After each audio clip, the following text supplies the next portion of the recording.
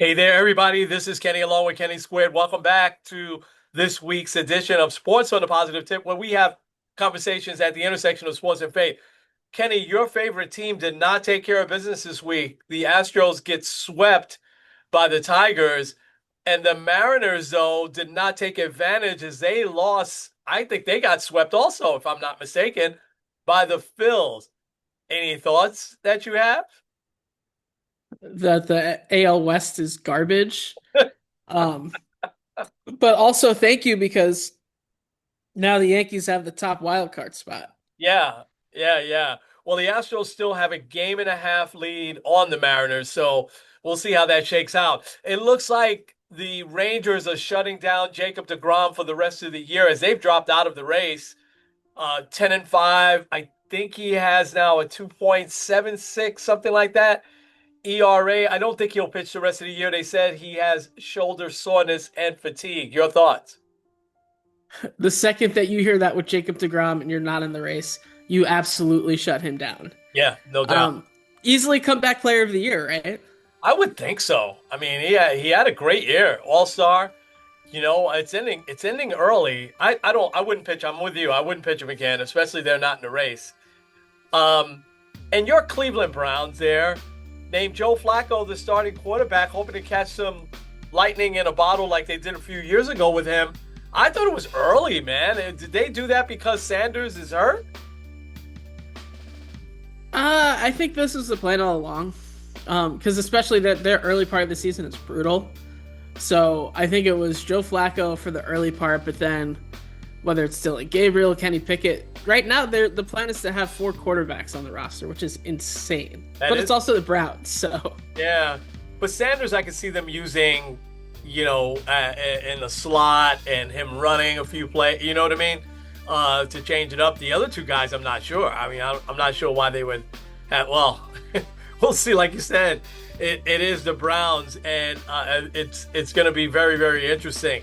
All right, we've got a lot to get into, including the realignment that Rob Manfred hinted at. We're going to spend a lot of time towards the end of our show today. You ready to get this going?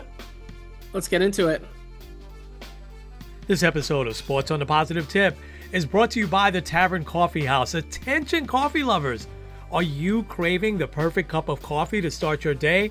Well, look no further than the Tavern Coffee House. It's located at 12302 Buckeye Road in Cleveland, Ohio. You can also check them out and order your coffee at thetaverncoffee.com. Hey there, everybody. This is Kenny and Kenny squared. with the Sports on the Positive Tip podcast. Kenny, so much going on. Baseball heating up. I think it's 37, 36 games left, depending on which team it is. We are definitely in the home stretch. We're definitely scoreboard watching. The Yankees have hit 14 home runs in the last two games. I got to say, the Yankees have taken care of business. They've won five in a row, yes. They Yeah. swept the Cardinals over the weekend. They've taken the first two here in their spring training home in Tampa against the Rays, who have totally fallen out of the race. So give us an overall view of where the Yankees are at right now. And you got a big series coming up this weekend. Yeah, you said first two. It's a two-game series. I know your favorite. Ugh. Because they are currently heading up to Boston and they start a four-game series this weekend Well, they today. swept that series too. I hate those two-game series, but okay. So they Yeah, swept I the don't Rays, they swept the Cardinals, and they have an off day today. And know that they're going to Boston today. It's a four-gamer starting today. four-game series. Oh boy. All right, give us your thoughts. All right, this is I think like okay, so because also you didn't mention the Twins, they took two out of three from them. Yes. Um, it's three teams that they should have won. Yesterday was an emotional roller coaster. I don't know if you saw Cam Schlittler. I was ready to text you if he went through the seventh. He retired the first 18 batters and then couldn't get out of the seventh inning. Yeah. Weaver then gives up a run in the eighth. Bednar blows the save. So it heads into extras. Giancarlo Stanton, which he has been absolutely tremendous. He's batting like 350 in his last 30 or so games. He's Wow. been amazing. He hits a big two-run homer to give the Yankees the lead. And then they're like, okay, so who do we go to? Aaron Boone's favorite guy, Devin Williams. Oh, And then he immediately gives up a double and then a single. It's second and third in a 6-4 game with nobody out. But then he strikes out the side from there and wow. everything is good to go. So Yeah, yeah, people yeah, don't hate Devin Williams this morning.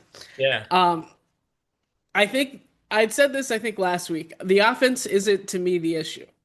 Um, but the biggest concern moving forward is like Aaron Judge being just the DH is going to hurt this team the longer that he's there. Because when he can't play in the field, that means Giancarlo Stanton has to play in the field. And he played 3 straight games and was really, really sore, so they gave him like 3 days off. yeah, So yeah. Stanton at this point is kind of like a part-time player until Judge can be out in the field. Right. So really, once Judge gets healthy, I think the way that this team is aligned, it'll be perfect. Um, Ben Rice also, he had a big weekend. Shout out to him. Um, He's catching, but yeah? he's catching, also playing first base. Okay. Kind of going back and forth there. Really, the key to this team is the starting pitching. Um, like we saw it this week, once the starters got a little bit more length, once you got them going 6 innings pretty consistently, the bullpen kind of figures itself out. But these guys need to go six, and a lot of these guys are young, so it's going to be tough. Yeah, Um, but I think one of the significant X factors to look out for over these last 35-ish games is Max Fried, who yeah. has not looked good since the beginning of July. Like literally like the worst 8 start stretch of his career. Wow. And I don't know what it is with him. I know he had a blister issue. I don't know if it's something that's still lingering. The Yankees would never say it if there was. But it he's got to get it together because we see, look, I'm not looking at I'm eyeballing Toronto, who's now just 4 games out. So I'm not going to be like really saying, oh, like if the Yankees get back into the division, it's still within their reach because they still have 3 against Toronto. However, if they're going for a wild card series, you got to get that first game. We saw it Yeah, last year. We've seen it in these wild card series since it's been a thing. You got to get the first game. yeah, And Max Fried, you got to give us at least 5, 6 innings. yeah, And right now he is struggling to do that. So I think yeah, that's one of the biggest keys moving forward. Their schedule is still pretty easy, but really like they have this series against Toronto, and then they have a really nice stretch of like they play the White Sox and the Nationals. But then like once September hits, it's really go time, and it's like the make or break season for the Yankees. I believe it's Detroit, Toronto, Boston, Houston. Not necessarily in that order, but I think they play those 4 teams. So yeah. What happened with Aaron Judge and Aaron Boone? I don't know. It's weird. Um, the Yankees are always weird with injuries. Um, like you hear, oh, this guy's fine, and then all of a sudden, oh wait, no, he's out for the season with surgery. Like that's kind of the vibe that they usually give. Like they did it with um Clark Schmidt. They've done it with a whole bunch of guys. I think of Rizzo last or a couple years ago with the concussion. Um, but it kind of I'd be a little surprised that Boone hasn't seen Judge throw. But Judge says he hasn't seen him throw in like 2 weeks. And people keep asking him, like, what are the updates on him? And he keeps saying it's up to the trainers. Um, and I don't know, it just, if there's a little bit of tension there, and also this season kind of goes off the rails, which I don't think it fully will, unless like there's an absolute meltdown in the playoffs. Like, I think they'll still make the playoffs. They have an easy enough schedule. Hmm. Um, but like, if things go south, this will be a much bigger story come like mid to late October, November. Yeah, And yeah, it's something that could cost his job because I think Judge runs that team a little bit more than he did, say, 5, 10 years ago, or right. I guess like 5 years ago.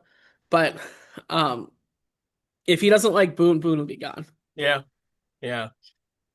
It was surprised because he never speaks negatively at all about anything.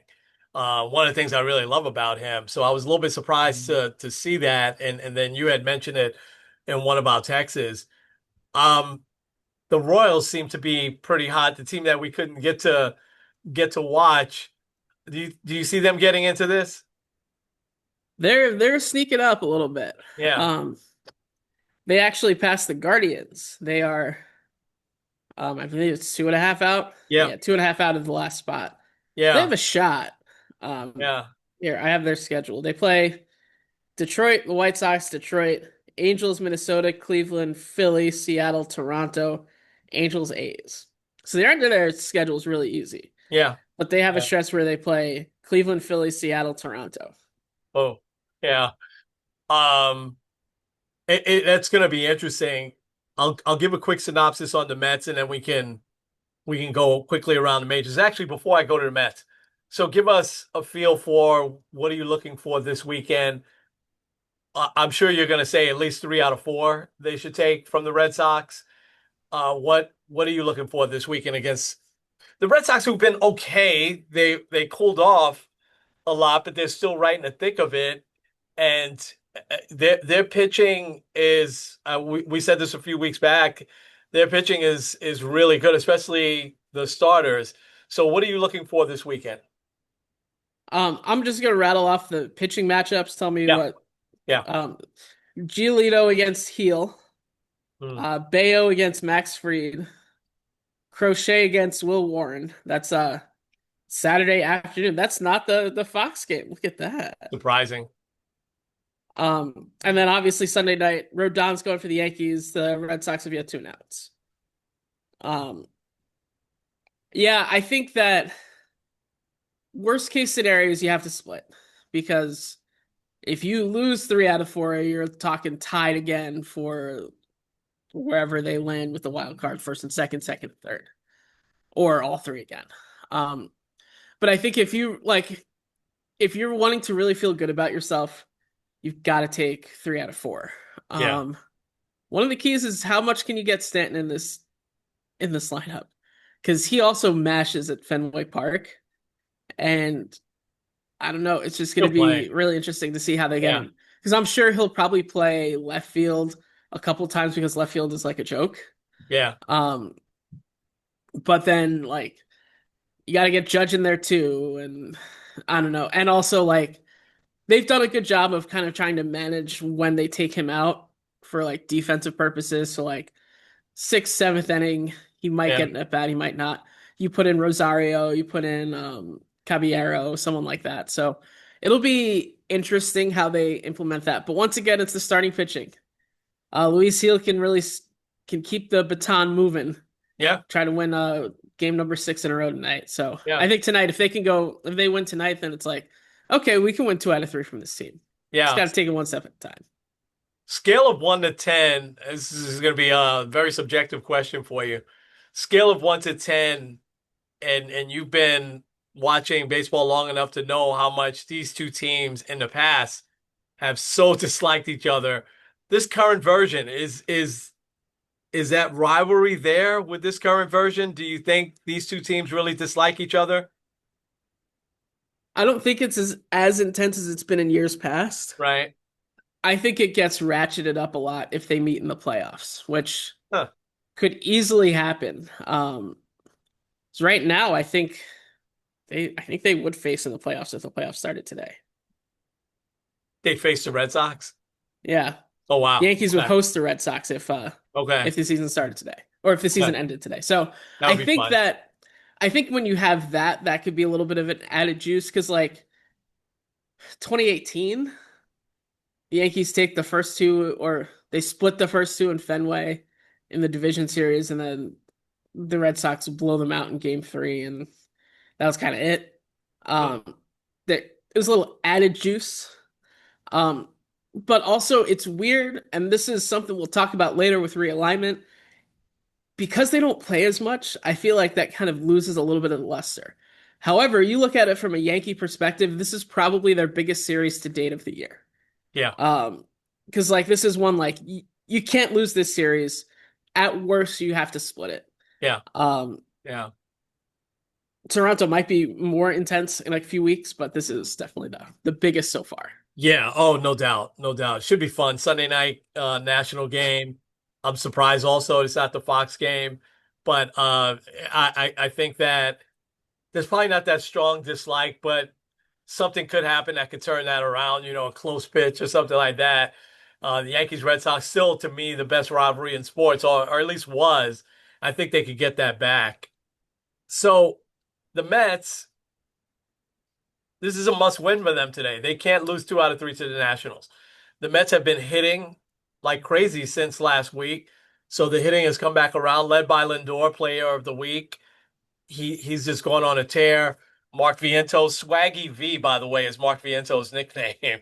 I know you like that. Swaggy V.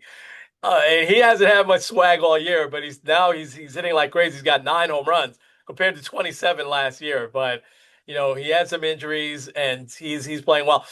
Everybody's kind of come out of their funk, just like everybody went into their funk at once. They've kind of come out of it all at once. Now Francisco Alvarez, who was playing great since he came back from the minors, lands on the IL with an injured thumb. His hands just keep getting injured here.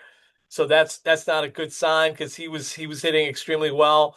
Brandon Nimmo is going to miss today's game. He came out yesterday with a neck issue, but they say he should play on Friday.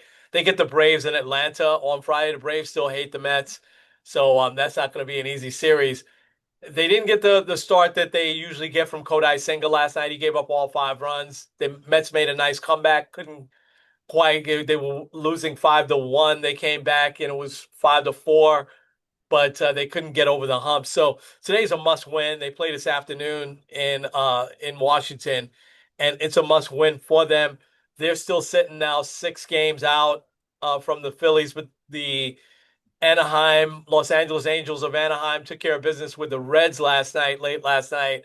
So the Mets still have a 1 game lead on the Reds. The Mets and Reds have the same amount of wins, by the way. And I told you I fear them a little bit more because of Francona. So it's not going to be easy for the Mets down the stretch here. I can't imagine them missing the playoffs, but it could happen. And so they've got to get to a point where they can control their own destiny and string together a nice streak, win 7 of the next 8 games or something like that. And I think it's possible they got a great pitching performance from Peterson the other night. The bullpen has seemed to straighten themselves out. Helsley did a really good job the other night after just some terrible outings in his first few outings with the Mets. So we'll see what happens. They have to win today. They can't lose 2 out of 3 to the Nationals and expect that people are going to believe that this is a contending team. I want to go around because the Cubs have now won 3 out of 4 against the Brewers. I think they're 6 back now, which is still a good way away, but they have one more game with the Brewers today because this was a 5 game series, obviously a makeup from an earlier rain out. Do you see the Cubs getting back into this? What do you think? It looks like they've cooled the Brewers off here a little bit I think there's a chance because like the Brewers have been so red hot. for a long Um, time. Yeah, yeah. So like there's obviously going to be a little bit of regression there. Um, but I don't know because the Brewers also like they run really well. Like they're a good baseball team. they really are. Um, Yeah. what to me is I was thinking about this earlier in the week. Do you think the Cubs regret getting Craig Counsell as their manager? That's such a good question. I know the Brewers don't regret letting him walk. Unless we could start there. David Ross, I'm surprised he hasn't gotten a job, and maybe he hasn't applied. We don't know. But you and I have rattled off teams that he'd be ideal, like the Pirates and some of these young teams that have some of the talent. I'm not sure why they haven't called him up. The Nationals would probably be a good landing spot for him as well. I think if the Cubs don't make the playoffs this year, they're going to have some regret. Craig Counsell still is the highest paid manager in baseball, and I like Craig Counsell a lot. I think he's a very good manager, but I I thought we're not second guessing here, right? We said that the Cubs, why did they fire David Ross? He was definitely and David Ross had a pedigree too. Championship type player, right? Played on a couple of Red Sox championship teams, was a leader on those teams. And he was up and coming. Good broadcaster, I remember, for a couple of years. And then he was up and coming as a really good manager because the Cubs had turned themselves around for him. So I think regret might be a strong word for now. I think if they don't make the playoffs this year, yes, they'll probably have some regret. What do you think? Yeah, I think maybe if I think they might regret it more if you look at the Brewers and they actually like make it to end or win the World Series, which would be huge for them because they've never done it. Yeah, yeah, But yeah, yeah. yeah, I mean, I think if they miss the playoffs, I think if they fall apart again, I think that yeah, potentially. Also, like Kyle Tucker and that whole situation is souring. I, Um, which apparently he has also been playing with a fractured hand. you know, Cub fans, sort of that Midwest feel. Cub fans, when the Cubs have been bad, and we've seen them when they've been bad, they sell that place out every day. It's an event going to a Cub game. One day you and I are going to go to Wrigley Field. It's an absolute event. And they don't typically boo their home players. And it reminded me of the Met fans booing Mike Piazza in 1998, and I'm like, we want this guy to stay. How do we want to run this guy out of town? And Kyle Tucker is a guy that you could build your team around. He's going to demand a big contract, but you can build your team around him for the next 5, 7 years. He's that good of a player. Now he's been on an awful stretch. I did not realize that about the injury. He's been on an awful stretch, but I mean, it's just like the Yankee fans at times booing Aaron Judge. I'm like, what are you thinking? I mean, come on. I mean, we're the worst here in New York, but the Cub fans aren't typically like that. So that really surprised me. So I think there's been that pressure. I mean, listen, you rattled those numbers off. The Cubs had a comfortable lead this time in July, or early in July. And so there has to be some frustration there. I think it's causing that. But if I'm Kyle Tucker, I'm like, do I want to stay here? You know what I mean? It's like the Houston Astro fans never booed Kyle Tucker, I'm sure. No matter what slump he went through. So that did surprise me. But I think that I can't see a scenario where the Cubs and the Padres aren't in the wild card at least, right? Yeah. It's just gonna be a matter of is it going to be the Mets or the Reds? I think it's just the Mets or the Reds. I don't see really, anybody else stepping up and getting into this. So, uh, let's go around. There's two other quick stories I wanted to cover in baseball, and then we will get to what Rob Manfred hinted at. He more than hinted. That realignment thing. I mean, it had people talking, and I know you've got something you wanted to share. But I wanted to go Arizona. I thought this was really interesting, Kenny, because Ketel Marte, we've talked about him a few times now on the podcast. He's a great second base. He's turned into one of the better players in the National League for sure. And he's probably the best second baseman, I would say, in the National League at least. Um, but it started to trickle out. And, you had the whole thing where the guy talked about his mom and his mom had passed away and he's crying on the field. So we felt really bad for him, and I don't think that would change. But the All-Star break comes, his home gets broken into, and apparently the story came out first that it bothered him so much that Torey Lavello, who's a very good manager, sort of let him take a little time off. But it starts to trickle out that maybe it didn't bother him that much because he took extra time to go on vacation with his family. Now, apparently he had this planned, but he didn't think he was going to make the All-Star team, and that blows my mind away a little bit because he's kind of become a little bit of a perennial All-Star, and he's having a great year. So, so instead of the All-Star week that they would have off, he shows up for the All-Star game, plays, but he immediately then takes his family on vacation, and this bothers the Diamondbacks because it's a critical time for them. He's their best player because if you recall, the Diamondbacks was still kind of on the periphery of the race here. If they had won 3, 4, 5 in a row, they probably would not have traded away on some of their best players like Josh Naylor at the trading deadline. They might have held on to some of these guys to make a run. And so this has caused some dissension in the clubhouse that, if we had had our best player as we came out of the gate, and I think they lost 5 in a row when they came out of the gate, came out of the All-Star break. And so the players were as it trickled out that it wasn't a mental health issue, and he just wanted to go on vacation. And oh, by the way, his house got robbed. Okay, and that was what Torey Lovello said. And Torey Lovello felt kind of silly that as he's finding out that that wasn't the reason that they allowed him to go ahead and go away. So now Ketel Marte gets in front of the Phoenix, Arizona press there, which can't be like unforgiving like New York press is, and he has to apologize for what happened. And now the rumors are that the Diamondbacks can't wait to put him on the market in the offseason. There'll be teams lining up no matter what if they think he has an attitude issue or not because he's such a great talent and he's not making a ton of money.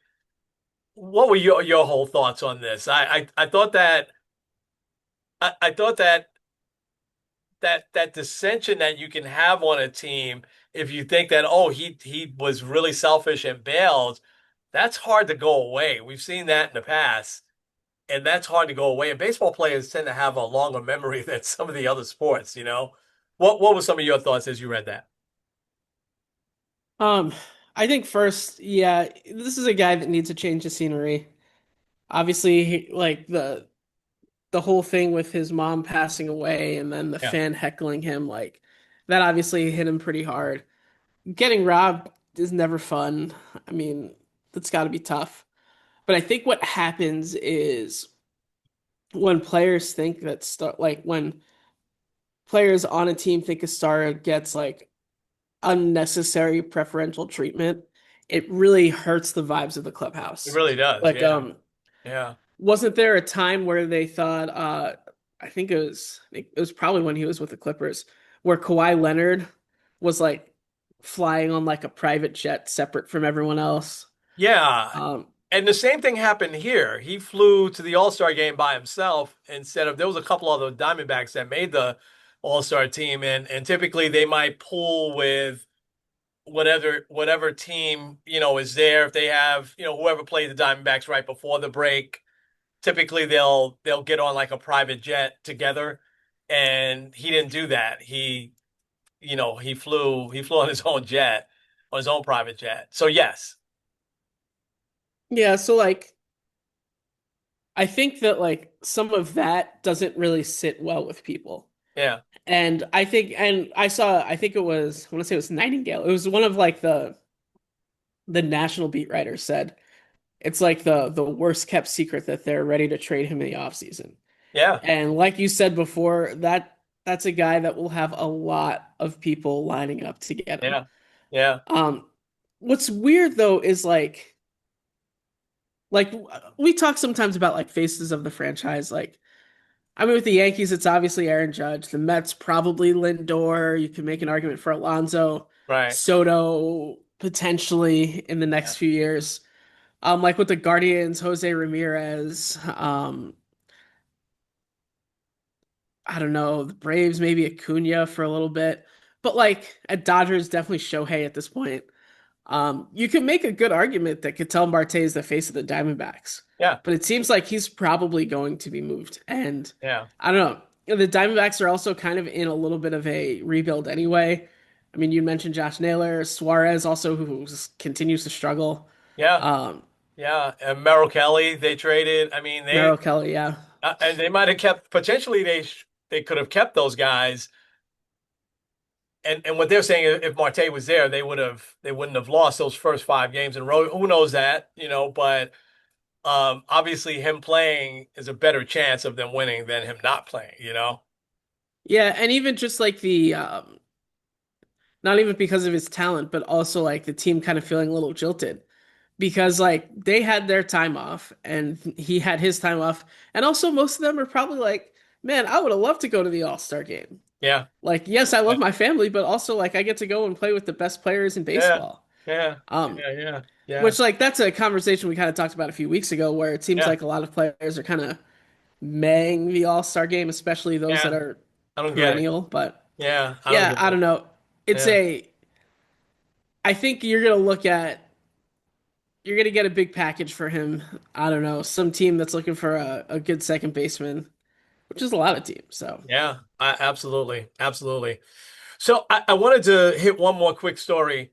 In 1972, Game 2 of the AL Championship Series, the Tigers and the A's. late in the game, Loren LeGros, and he throws a pitch, and he hits Bert Campaneris of the A's in the foot. And Bert Campaneris is killing them the first game and a half. Bert Campaneris is a very good player. He was their leadoff hitter for those A's teams that won three straight World Series in the early mid '70s. And the feeling was that he got hit on purpose and he was trying to hit him in the foot because he was a speedster. He was stealing bases, everything like that. Campaneris, instead of charging the mound right on national television late on a Sunday afternoon in this game too, he throws his bat at Loren LeGros. Nothing ever comes of it in terms of a brawl. Billy Martin tries to get at Billy Martin is the manager of the Tigers at the time. He tries to get at Campaneris. Cooler heads prevail. Campaneris gets suspended for the rest of the championship series and for the rest of the postseason. And the A's do go on to the World Series against the Reds, and they win that in 7 games without Campaneris. He got suspended for the World Series as well, but that was it. 1988, Pedro Guerrero of the Dodgers gets hit with a curveball from one of our favorite broadcasters and both Met and Yankee players, David Cohn. And he throws his bat at David Cohn.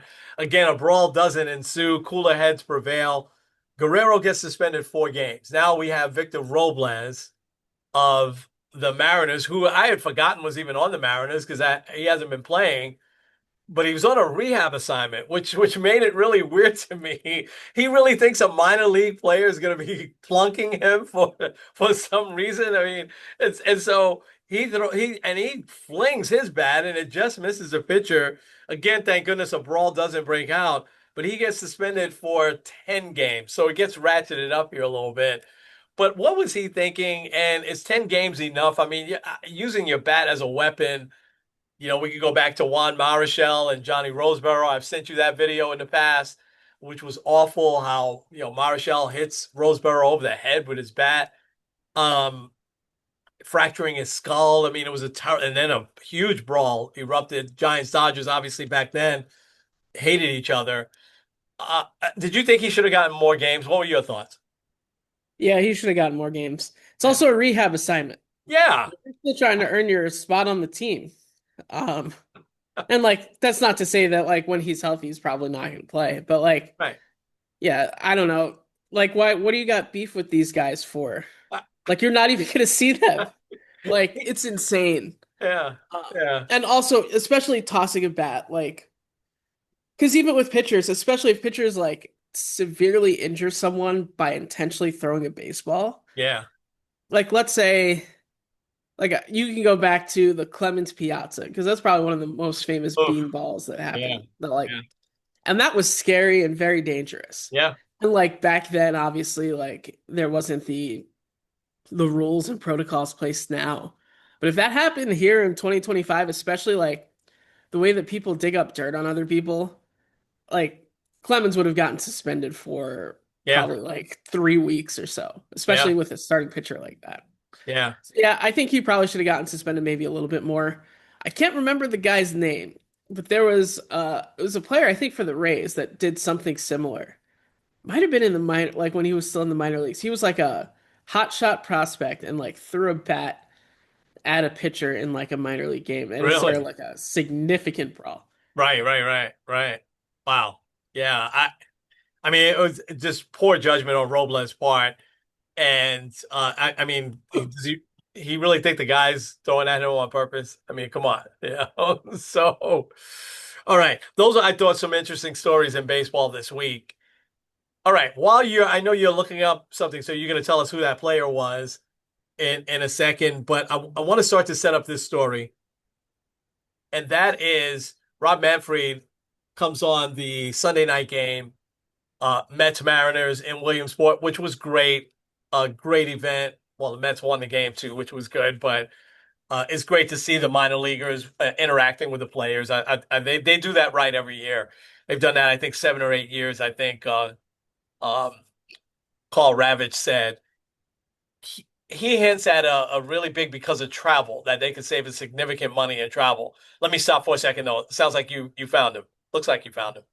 Yeah, it was Delman Young, and it Oh, wasn't. Delman Young. Wow. And he was, because I remember he was the number one overall pick. He Yes. didn't throw the bat. I'm watching the video now. He Yeah. didn't throw the bat at a player. He threw it at an umpire. Oh, that's right. Yes. Yeah. Delman Young, a lot of unfulfilled potential there. Had a decent Yeah. career, but he should have been. Ooh. Yeah. Yeah. Yeah. That, and it was, yeah, I remember that now. Yeah. Okay. Um, Suspended 50 games. He 50 actually hit the games. umpire though. He hit the umpire. Yeah. Oh, wow. Wow. You can't do that. You know, I think Pete Rose was suspended about 20 games when he pushed an umpire, you know. All right.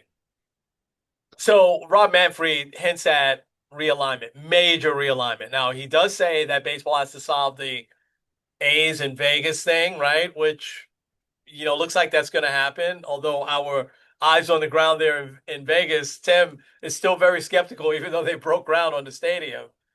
Uh, the Rays situation has to be resolved. He said once those two get resolved, they do want to do expansion. You're probably looking at Portland somewhere in the, mid is that's the not the Midwest, that's the Pacific Northwest. Pacific Northwest, thank you. And probably somewhere in the South, either Nashville or Charlotte. But then he said that he can significantly reduce not only the wear and tear that travel brings, but of course a lot of costs that travel brings. And so that really got people to talking a lot. And I wrote down this timeline. I'm going to say this real quick because I'm concerned that there won't be a National and American League anymore. That really concerns me because, the DH was in the AL from 1972. It wasn't until COVID 2020 when both leagues got the DH, right?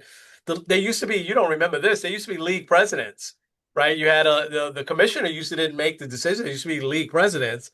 That got eliminated. They used to be American League umpires and National League umpires. That got eliminated several years ago. We had interleague play, which we loved in 1997. It started, and it was very special. You had the rivalries, and then you just rotated divisions. And then we went to everybody plays everybody at least once a year, which I haven't been crazy about. But some of these matchups late in the season have been very, very interesting, like Mariners, Phillies, Mariners, Mets this time of year. So slowly, there's really not a ton of difference in the leagues like there used to be. It used to even be if a player was traded from the National League to the American League, it was a big deal. Not so much anymore. Remember, I used to say they wouldn't keep the stats, if they got traded at the trade deadline. Not anymore. They just keep it. So now you came up with what you think that might look like. So you're going to go ahead and share your screen. We'll make sure that this week's episode is out on YouTube so people can see it, and we'll also post what you got. So let me turn it over to you, and I'll keep quiet. All right, so I'm going to start with some expansion sites because that kind of also leads to why I picked the ones that I picked. Um, so you had said Portland. I think Portland is it makes a lot of sense if especially you're talking travel. They're close to Seattle, and that can kind of make sense. Um, Also, you said somewhere in the South. I lean more Nashville than Charlotte. Mm-hmm. I kept thinking about friend of the podcast, Mike Clark, and how he is in like the Charlotte area, but is a huge Braves fan. I feel Right. like that's just Braves territory over there. But you never know. You pop a team in there, um, and you might have some success. Um, Few others though.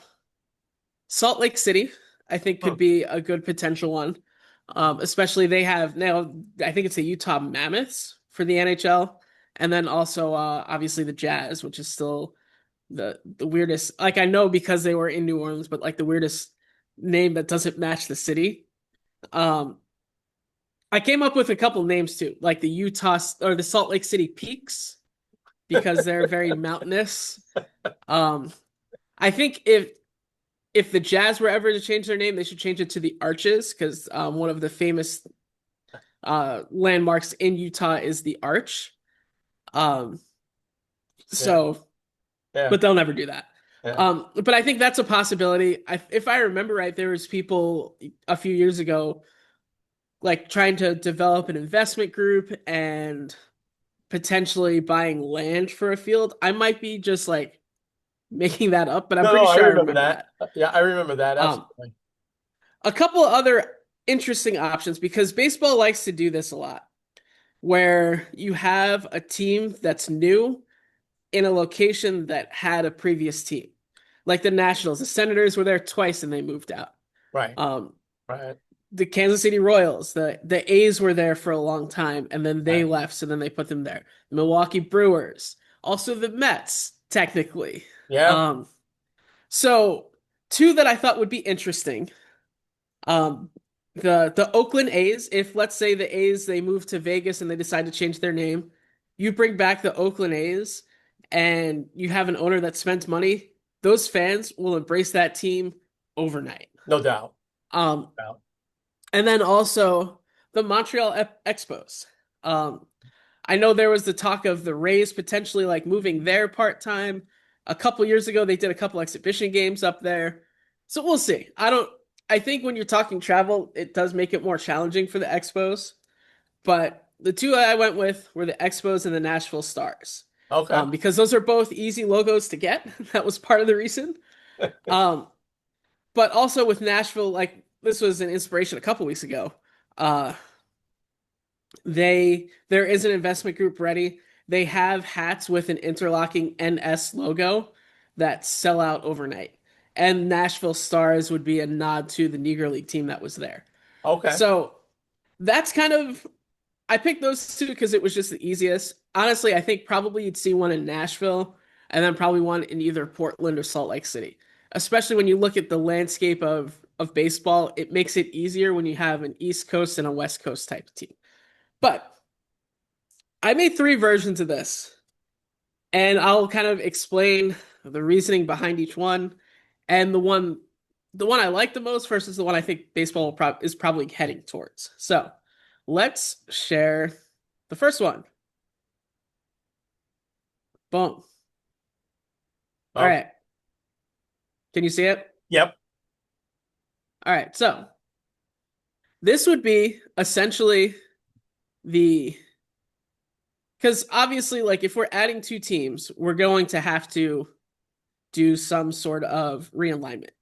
And really, and I saw this actually, oh gosh, David Sampson, a Yes. clip came up in my feed, and I was like, oh yeah, that kind of makes sense. Yeah. Um, he said that like I mean, you add two teams, and then you have four divisions or eight divisions of four.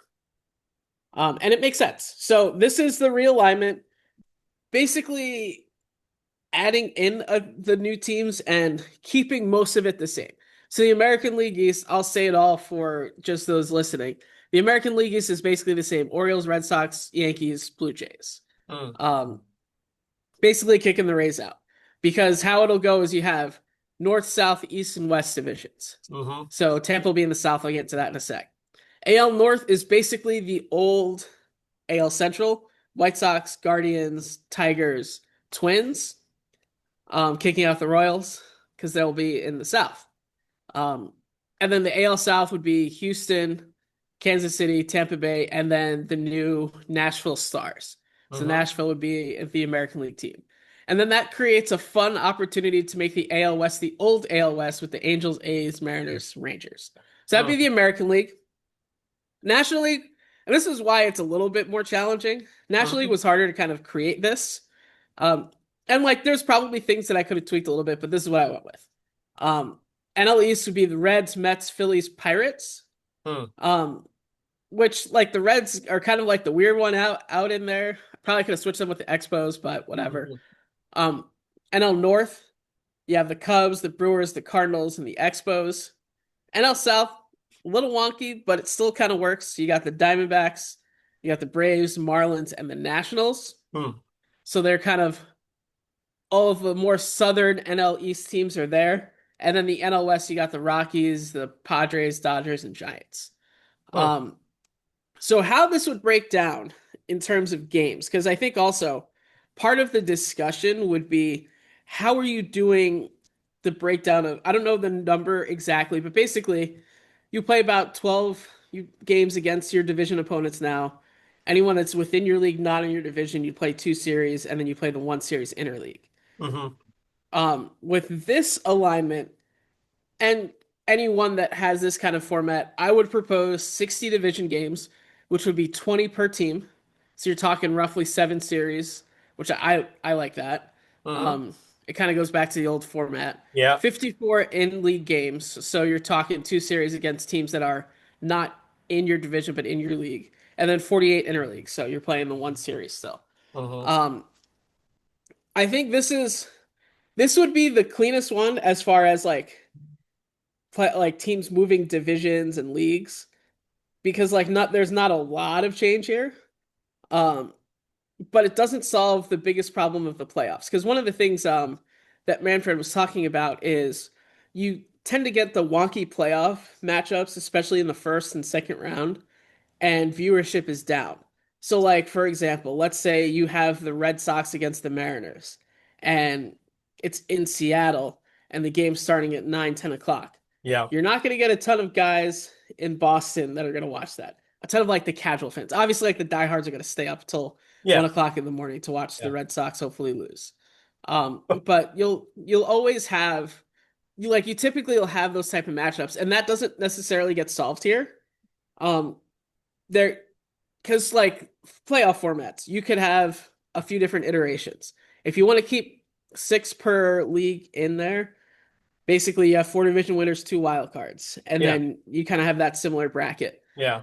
Or, and I think if you really wanted to solve the travel issue with playoffs, I think this could work. You have eight teams, so the top two in each division make it, and divisional opponents play each other in the wild card series. So let's say in the AL East, the Yankees are in first, the Red Sox are in second. The AL wild card matchup is Red Sox at Yankees. Mm. So I don't know if they would do that, and I don't think this is necessarily what they're going for. But if you're looking at trying to create a similar format to what you have, this would probably be the easiest. Yeah. Tell me your thoughts. I'll pull up the next one. Yeah. Well, I like that one because it keeps the American League and National League, right? Yeah. So that I really like. Now we enjoy the NBA finals, we enjoy the NHL finals, and they don't have two different leagues, right? It's just they have the Eastern Conference and the Western Conference. So, but I like still AL versus NL. The only ones, and I don't know what you would do to check. I might flip the Rockies and Diamondbacks on yours because you got the Diamondbacks with teams in the East and they're in the West Coast time. But outside of that, I really like that one. Now I'm anxious to see your next one, I'm afraid. Um, Next one isn't as crazy. Okay. Here's the other thing though, and this is where I kind of agree with Manfred. I know he gets a lot of flack from a lot of people, but like you look at the NBA, when was the latest Knicks playoff game? Start time maybe 9 o'clock, 8:30. 9 o'clock. Yeah. Yeah. Um, but like in baseball, if you are a West, like we didn't watch any Dodgers division series games. No.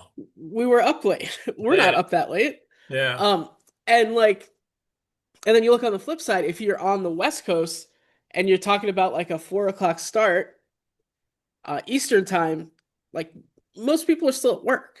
So Yeah. like I get Yeah. that like having the more geographical areas makes sense. However, this is not that. Um, this is actually a little bit more similar to the NHL Ah. reformat. Okay. Yeah. So instead of going to four or eight divisions of four, I did four divisions of eight. So instead of creating a new division, I eliminated the central in both of these. Right. I Okay. basically split the teams evenly and added the expansion team. So the AL East is all five AL East teams, plus the Guardians, Tigers, who are both in Eastern time, as well as Nashville. Right. Okay. Um, and then the West, you got all of the West teams plus the Royals, the White Sox, and the Twins, Yeah. who are all Central Time. So of there's a little bit more of like the everyone is kind of playing in similar time zones. Hmm. Um, And then the NL East, it's the same thing. It's the old NL East plus Pittsburgh, Cincy, and then also adding Montreal in there. And then the NL West, it's the old NL West plus the Cubs, the Brewers, and the Cardinals. Yeah. Um, it's the other thing too. I didn't mention this with the last one. Trying to keep natural rivalries as close as possible. So, like obviously the Dodgers and the Giants, Dodgers Padres has become Yep. bigger too. Yeah. Cubs Cardinals is a very traditional one. Mets Phillies, Mets Braves, Yankees Red Sox. I mean, trying to keep some of those natural rivalries as much intact as possible. Um, Yeah. so here in this playoff format, I would propose doing the top four teams making the playoffs, and then um, the wild card series would be the top in each division playing the number four, and then the two playing the three, and then kind of going from there. That would eliminate any type of regional or weird playoff stuff because by the time you get to the CS, typically the start times are either 4 o'clock or 8 o'clock anyway. So Right. you're kind of avoiding all of those weird early start times. Yeah. So that would also entail, though, you're probably getting a team that's about 500 making the playoffs. Um, which I know we don't love, but also even nowadays, like you kind of get that where you have like a weird team that won like 83 games making the playoffs and then getting to the World Series, like the Right. Diamondbacks, Yeah. The um, Mets. Yeah. and the Mets. Yeah. The schedule breakdown for this would be about 66 division games, which would be about 9 or 10 per team, depending on how they break it up. 48 games with the other division in your league, and then 48 interleague games. So, Okay.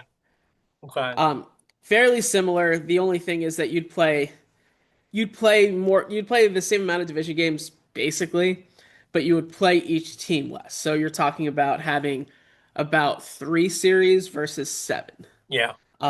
So there's proposal number two, making super divisions. Yeah. Wow.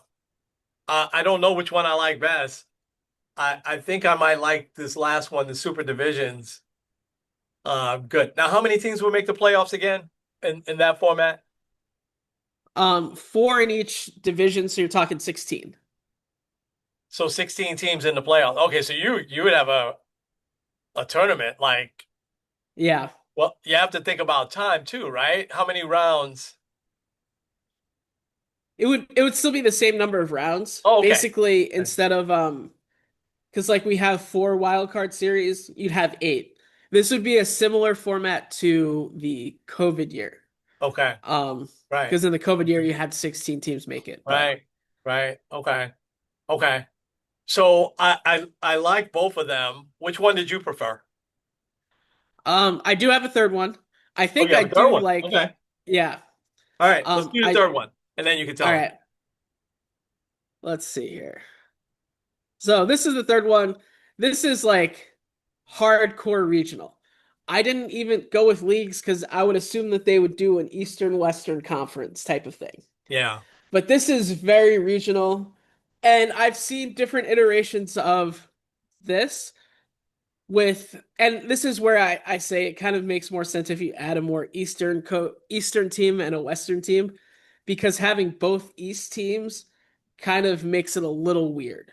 Right. So 5 or 8 divisions, 4 teams in each. Northeast would be Red Sox, Mets, Yankees, and the new Expos.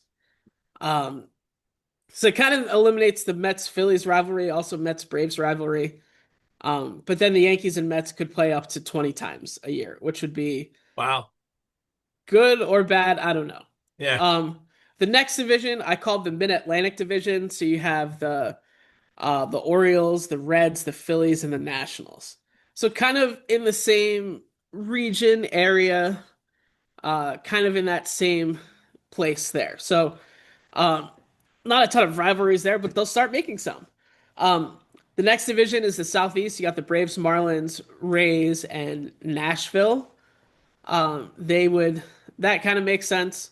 All those teams are kind of in that area. Yeah. And then the Great Lakes. This would be all of the Eastern Conference teams, so to speak. And then Yeah. the Great Lakes teams. So you have the Guardians, the Tigers, the Pirates, and the Blue Jays.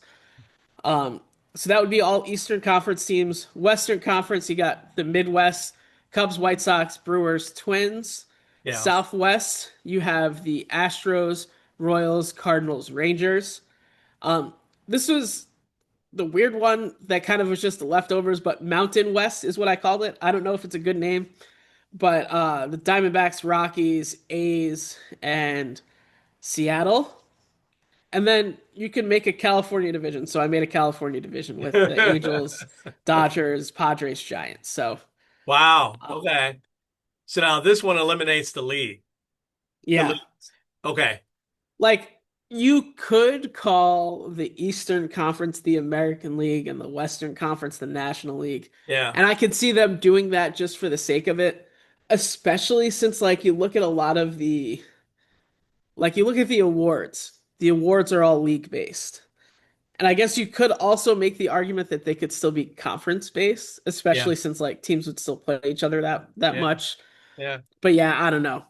And Yeah. I think because something that David Sampson had said in the clip that I saw is that like a lot of the deals are ending soon, and a way to get more money out of them is completely redoing the playoff format, which Yeah. I'm not a fan of like the 16 team playoffs. I like having 12, and I think having 12 makes it so that you have to be a good team. Yeah. You Yeah. could be 500 and still make the playoffs. Yeah. I don't necessarily Yeah. like that. Yeah. All right. Now I'll ask you, which one do you like the best? Those are great, by the way. You did a great job with that. Thanks. And I'm sure that they would look a little different depending on where the other guys land, like where we get new teams. But I think I like the first one the best. Yeah. Um, where you kind of keep everything the same, you add a new team, and you have a little bit of a different format. Yeah. Um, I think my biggest problem with that one is kind of which to me still isn't a huge problem, but like if you're looking to grow the game, like you and I, we're gonna watch what we're gonna watch. But like if you're trying to get like the younger fan, the more casual fan, you've got to get more primetime games for whatever city they're in. So like I understand that. Right. Um, I like the first one the best. However, I think the last one is probably what they're going to do. Yeah. I think that we are staring down the end of the National League and American League as we know it. Yeah. I still hope they keep it just for the sake of like, because like MVP, if you eliminated the leagues, Shohei Ohtani would win MVP every year. Yeah. As it is, Shohei Ohtani's winning MVP in the National League. Aaron Judge is winning it in the American League. But like a lot of it gives those players a little bit more of an opportunity. Yeah. Like I don't know. Yeah. I mean, in the NFL is probably the closest, right? It's all under the umbrella of the NFL, but you have the AFC and NFC, but you still just have one MVP, you know, for that.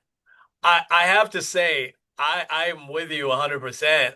The way Manfred hinted at, I think that third format, a little bit different iteration probably, right?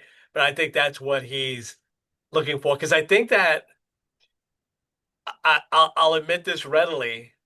I think the young fan, like all of the Little League guys this past week, I think they care less about the American League and National League.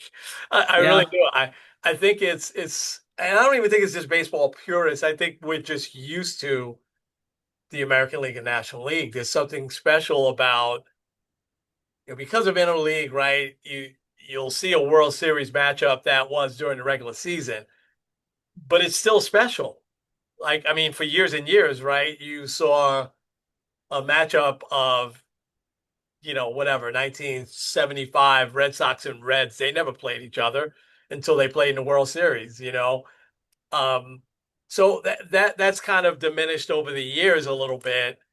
Um, but still Yankees Dodgers last year, despite the fact that they had a regular season series, it was still special because it was American League against National League.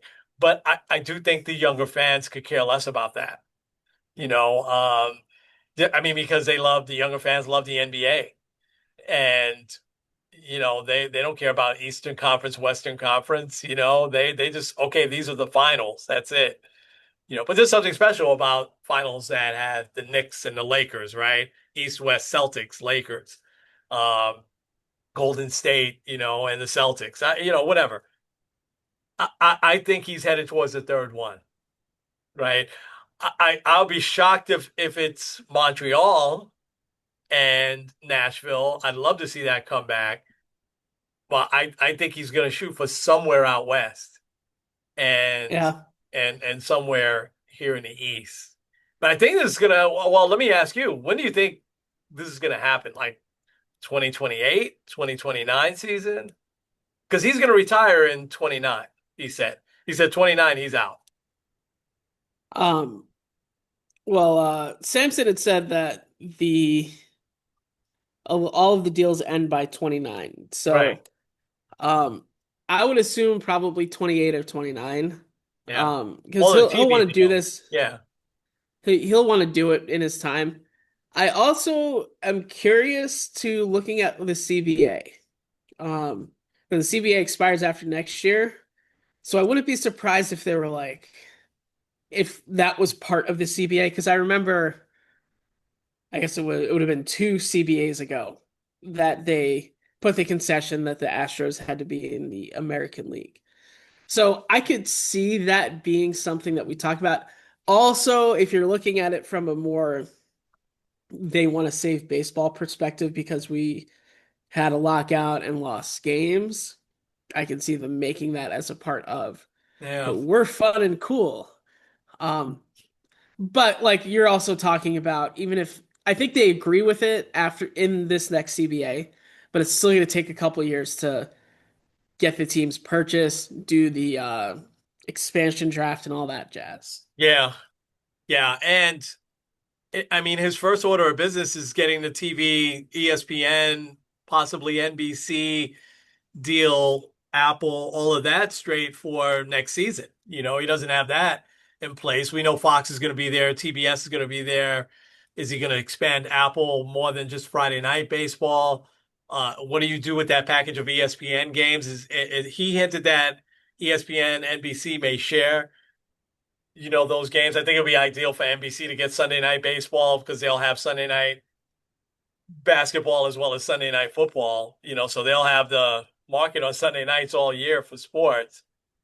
So I don't know. We'll see, but definitely we're at the cusp of some major change in the way not only we watch baseball. I think we're gonna pay more, for content, but I think the way these teams are lined up, I think we're gonna see some drastic change, and I think your third one is probably closest to what we'll see. So we'll post all three of those out there.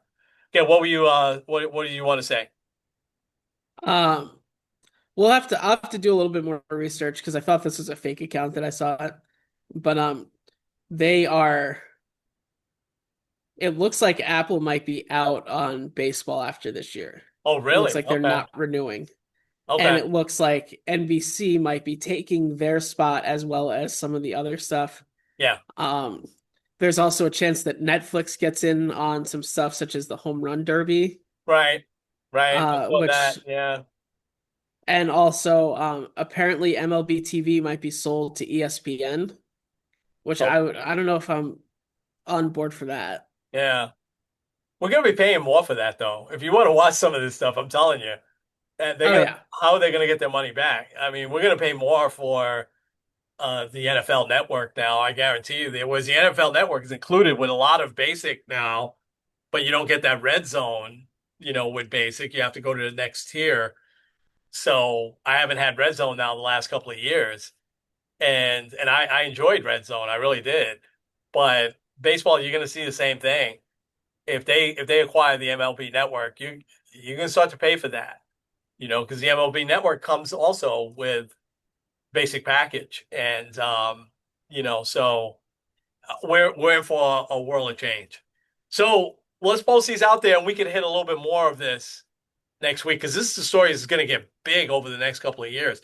It'll be big this offseason in terms of the TV package. And I think a lot of the TV package is going to really drive a little bit more about what Manfred does or what he proposes here. But I think he's headed towards East West Conference or something like that, as opposed to American National League. He doesn't seem to be much of a traditionalist to me, and I think that's fine. He's made some good changes, right? We like the pitch clock, and last night the Mets and Nats started at 6:45. The game was over before 9 o'clock. I could watch the whole thing without getting sleepy.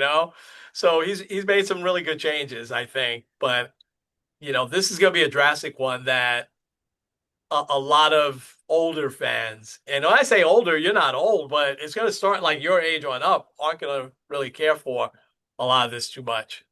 So Yeah, yeah, yeah. I agree. All right, let's quickly get to some inspiration. I'll be quick. I sent you a video of Cade Smith, pitcher for your Cleveland Guardians there. I love what he does. And I looked up a little bit more. Instead of signing autographs, he puts Bible verses. And I'm sure there's some players that probably do that, right? But his difference is that he stands there and he explains to the kids why it's important to memorize some of these verses that he's putting there. And he explains the verse also. And I thought that was so cool because he then not only explains it biblically, but then he takes it and he puts in, hey, so guys, this is how this verse could really work in your life. And he's talking to kids that he's signing autographs for. I thought that was just so awesome. So that's a quick one. Cade Smith, that inspired me. Cade Smith, inspiration for this week.